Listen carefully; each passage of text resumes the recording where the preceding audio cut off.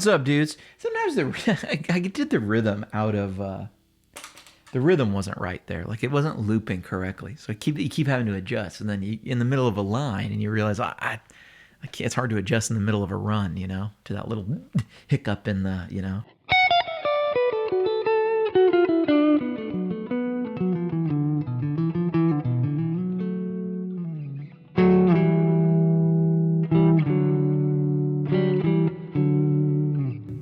I love this guitar, man. Really, really special. LS 120 Tokai. Check them out. They've gotten so expensive. They used to not be. It's a shame. A lot of things are expensive in the world today. When I first started collecting amps, they weren't so expensive. And that's kind of how I got started. Today I want to talk about, hello there. My name's HW. And beautiful, beautiful afternoon here in Nashville.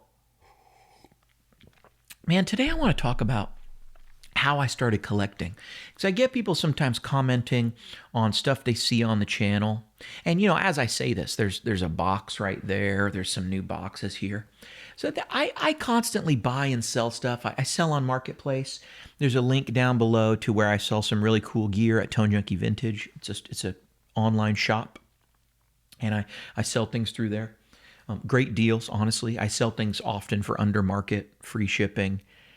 And I throw in free digital everything packs a lot of times, or all the time. But sometimes the prices are below market. Sometimes but they're always very competitive. And I do that because it's hard, man. It's hard to sell on Reverb with all the fees. And it's nice. Just sometimes I feel like people, if they like knowing where an amp comes from, that's cool. But I get people commenting, hey, why do you have so much gear? Or, you can't play, my wife used to tell me, you can only play one at a time when it comes to the guitars. But, different guitars just have different purposes and stuff. And the truth is, I really, this is my art, I would rather look at these amplifiers back here than look at a piece of art, I'd rather just look at this Les Paul. If I lost a hand tomorrow and I couldn't play the guitar anymore, I probably wouldn't sell all this stuff. I just think they're good looking. I think they're beautiful. I think amplifiers and stuff are just lovely to look at. And I don't know. I like being surrounded by the stuff. So, how I started collecting was I think my collection, like when it really got sort of out of hand, was like in 2019, 2020. But I really started collecting, but I have many amps and guitars, but I had a larger collection than most of my friends by that point already. I'm going back to when I lived in California, and I was doing a lot of buying and selling, and I had bought and sold so much, but for me, it really started on Craigslist. I was a community college student, and I just didn't have a lot of money. And so I was kind of buying and selling amps and stuff just here and there, but I didn't really know what I was doing, and I'd buy like a PV this, or I wanted to try that. And I heard someone would say something about it on Harmony Central. And so I'd want to go try it, and had a PV Bandit and a Line 6 this and a that. And I probably went through like, 4 or 5 amps before I was like, I noticed something. I had this little Blues Junior that my dad had bought me. And he had bought that for me as I think that was my first amp. He bought me a guitar and a Blues Junior. I didn't know anything about that thing. And later I remember saving up my money and getting a Line 6 Flextone 2 XL amp. And, about a year or 2 years into my guitar playing journey, I remember plugging in that Blues Junior, and I remember saying to myself, it's kind of weird, but this Blues Junior actually sounds better than my big Line 6. But how could that be? The Line 6 has all these different tones and all these things.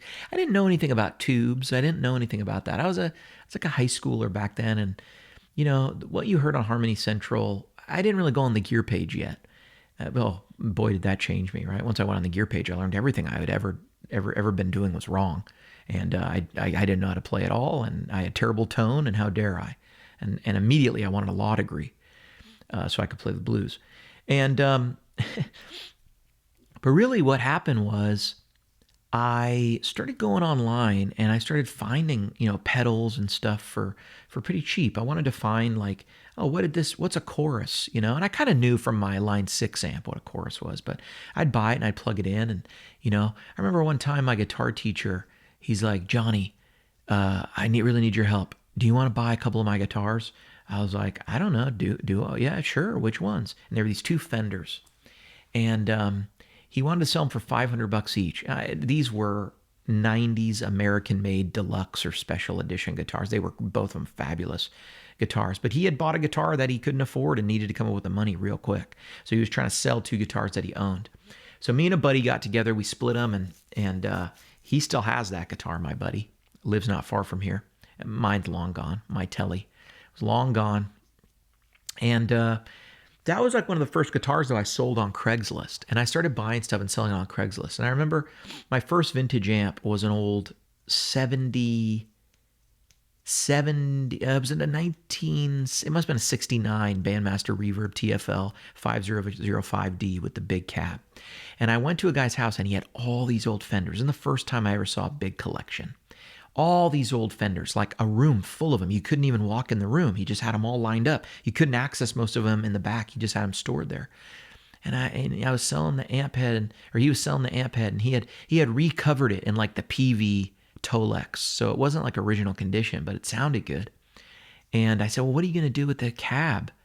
And he said, I don't know. I'm just going to sell it, And I said, well, how much would you sell it for? And he said he'd give it to me for an extra $200. So for $700, I got the whole stack and everything, the big 212 with the, and then I just started, buying stuff and selling stuff. And man, I figured out how to make money. I figured out that, what I saw listed a bunch of them for $65, pedals and stuff. If I saw a bunch of them listed for 65, I'd offer people 40. And at that time, it was like, if you were willing to go pick it up, you could get it for 40. And then I'd try to flip it, I'd put 70 on it. And someone would give me 60, 65, and they'd buy 2 or 3 at a time. So I started making money and I started flipping stuff. And I really started making some good money. I probably took no money at all and turned it into a couple $1,000. And I used that to buy my wife's engagement ring.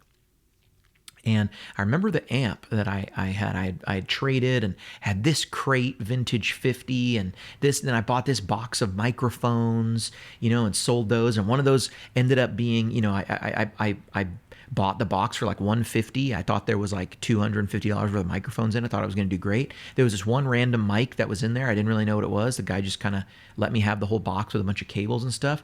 That one mic was like a bass drum mic. And I ended up selling that alone for like $350 on eBay.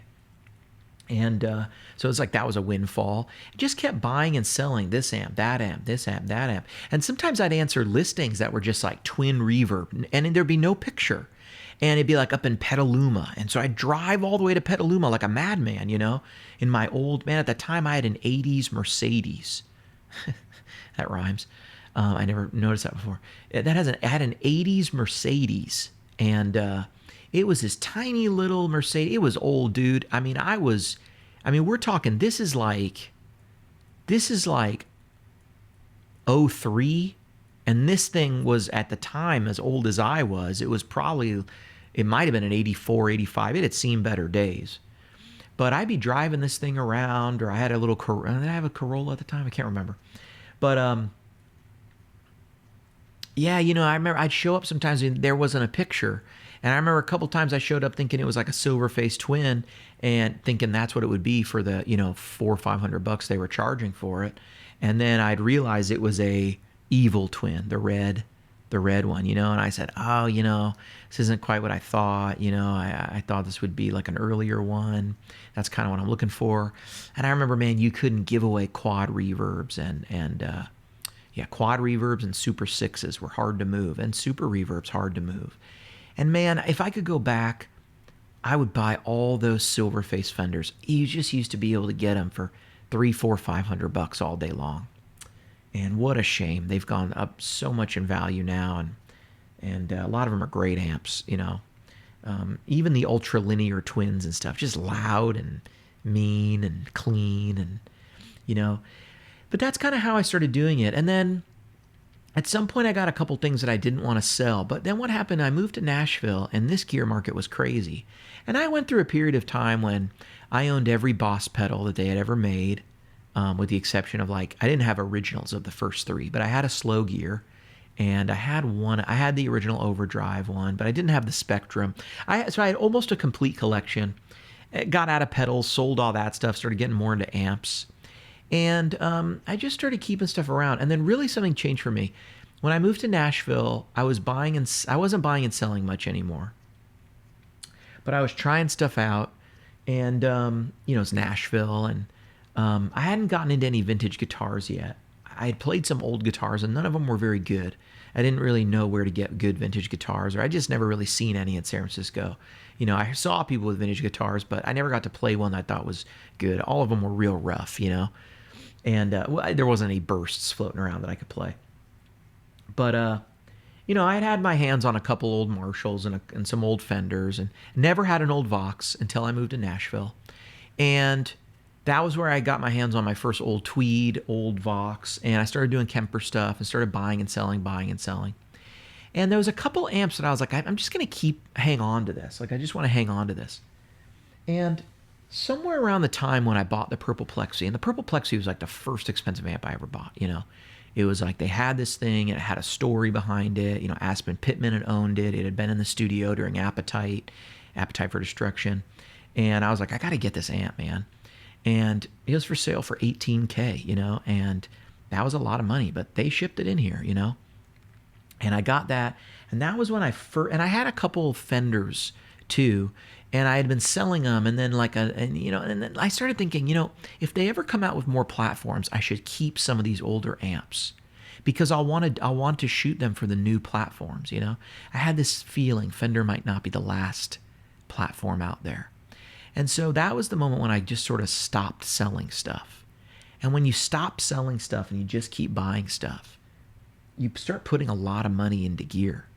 And you stop recouping the money too. And I just started hunting for really good deals. And that's the thing, man. If you're patient, you realize the good deals will come. There's always great stuff out there. And you just kind of look at like what's easily replaceable and what's not. You're always going to be able to replace like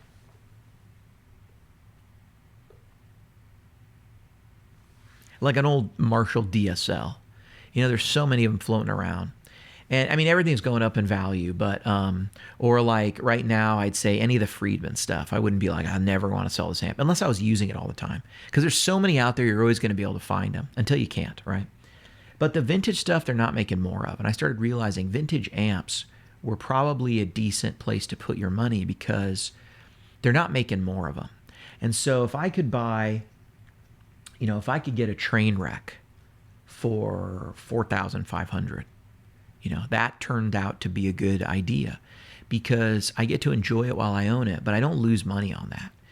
So it's not like going and buying another Hot Rod Deluxe. And, I remember when you couldn't get Princeton reverbs were just all over the place. They had Princetons just lined up. Now all people don't want supers. They want Princetons, They don't want pro reverbs. They want Princetons. And one of the things that I realized was a Princeton reverb is always going to be a Princeton reverb. It's always going to be super useful to you. I was gigging with a reissue Princeton reverb for several years in San Francisco. I mostly played at church. Live, I would play other amps, like in the rock band and stuff. But anyway, I started realizing, even if I had 2 or 3 of these, it didn't matter. I'd always be able to turn them over, and get like something else, and I knew they were great amps. And so I look at like a deluxe reverb like that. The thing with collecting amps, I'll leave you with this thought, is it's like what they have a saying in real estate, and it's like amps too.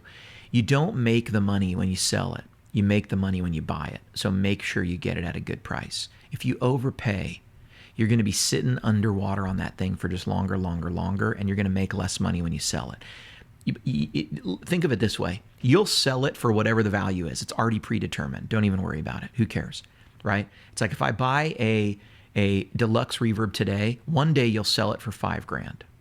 right? Who cares how many years away that is? One day you'll sell it for $5,000. The question is, do you get that deluxe reverb today for $3,500, or do you get it for $4,500? And that's what you want to do. And I think if you're a player, the opportunity to get a vintage amp that is in rough shape and have it fixed up, replace a speaker, whatnot, you just get such an incredible amp. You get the use of it, and that amp's only going to go up in value. And I think there's very few things you can say that with today's day and age. But let me give you some financial advice. Before you go collecting stuff, get out of debt. Don't have debt. Don't go into debt to buy this stuff. These things will not return cash to you. You got to sit on them a long time, right? This thing is worth more than I paid for it. And I haven't had it that long. And we're going through this thing where, it's going up and up and up. But you wait for a good deal, and you never know what people are going through. You make them an offer on Reverb. You never know what people are going through. But that's how I started collecting, just buying and selling on Craigslist. And then at some point I thought, well, here's a collection. And I just wanted to keep adding amplifiers to that collection and going, well, I've never had one of those. I kind of want to get it. And then you hang up an American flag, put a bunch of amps in front, and you go, this is my collection now.